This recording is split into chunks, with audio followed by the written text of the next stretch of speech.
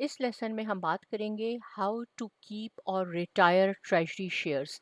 बहुत ज़्यादा important topic है और कोशिश करती हूँ कि आपके लिए आसान कर दूँ।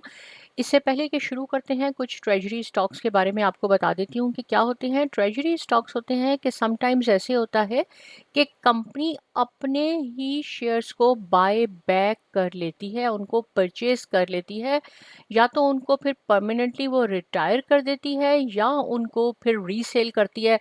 समटाइम्स हायर प्राइस पे रीसेल कर देती है या कभी लेस प्राइस पे रीसेल कर देती है। तो इसके बारे में हम पढ़ते हैं कि अगर उसने बाय बैक करने हैं और बाद में रीसेल करने हैं या परमानेंटली रिटायर या कैंसिल करने हैं तो उसकी अकाउंटिंग कैसे करते हैं।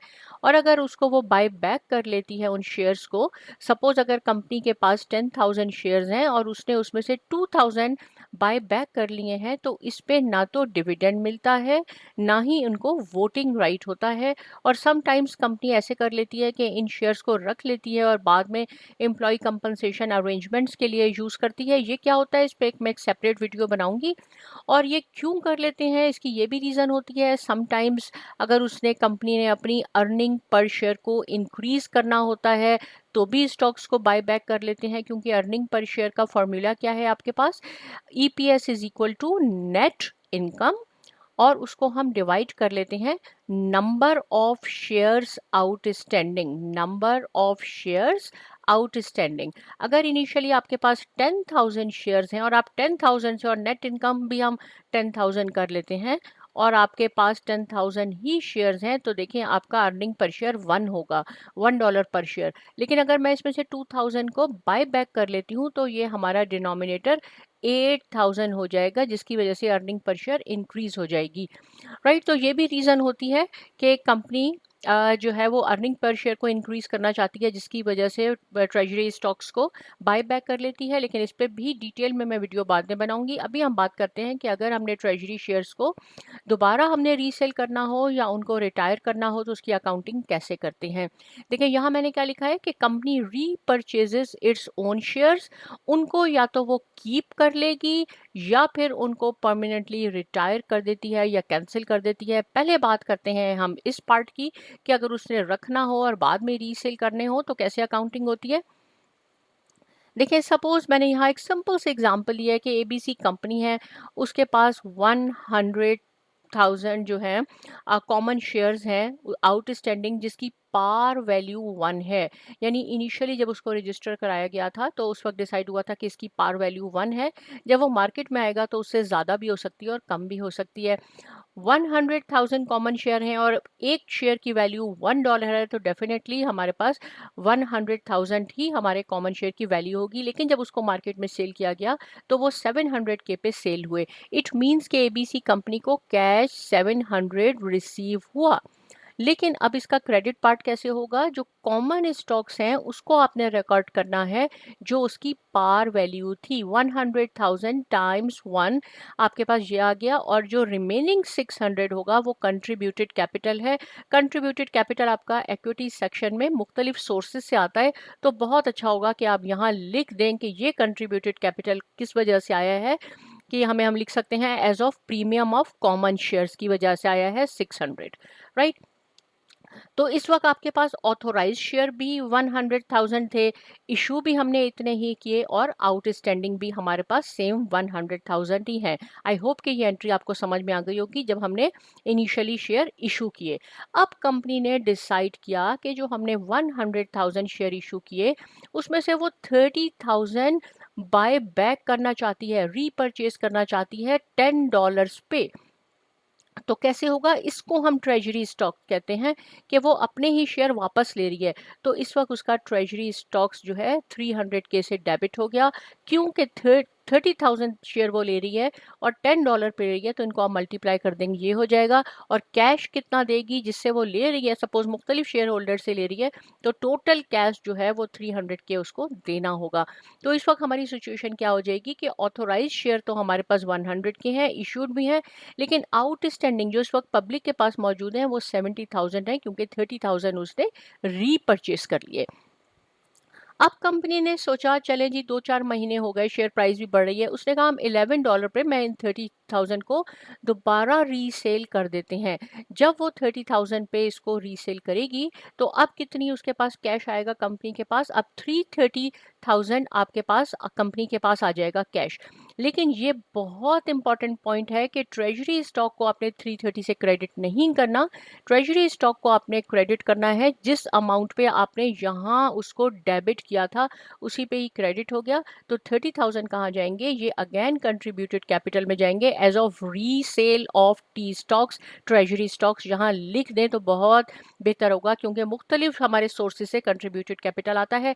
कहीं आप देखेंगे कंट्रीब्यूटेड कैपिटल के बजाय पेड इन कैपिटल लिखा हुआ है, वो भी बिल्कुल ठीक है, आप लिख सकते हैं।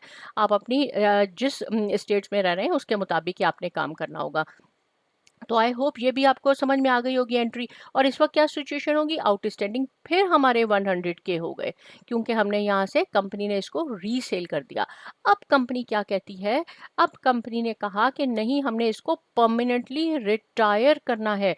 जब परमानेंटली रिटायर करेंगे ना तो आपने दो एंट्रीज जो हैं, एक ये वाली मैंने आखिर स्लाइड पे भी लिखी है, अभी आपको बताती हूँ, इसको भी माइंड में रखना है। साथ में ये जो ट्रेजरी स्टॉक्स हमने लिए थे 300 पे, इसको इन दोनों को मिला के एक एंट्री बनेगी। अब वो $10 पे अब कंपनी आप क्या कर रही है? उसको रिटायर कर रही है। तो कॉमन स्टॉक्स देखें, ये जो मैंने यहाँ लिखा था, जो हमारी पहली एंट्री थी, भी मैंने आपको दिखाई थी, ये फर्स्ट एंट्री थी। ये हमारी 30,000 से डेबिट हो जाएगी। क्यों 30,000 से? क्योंकि 30,000 शेयर्स रिटायर कर रहे हैं, कैंसिल कर रहे हैं, और पार वैल्यू पे आपने करना है तो 30,000।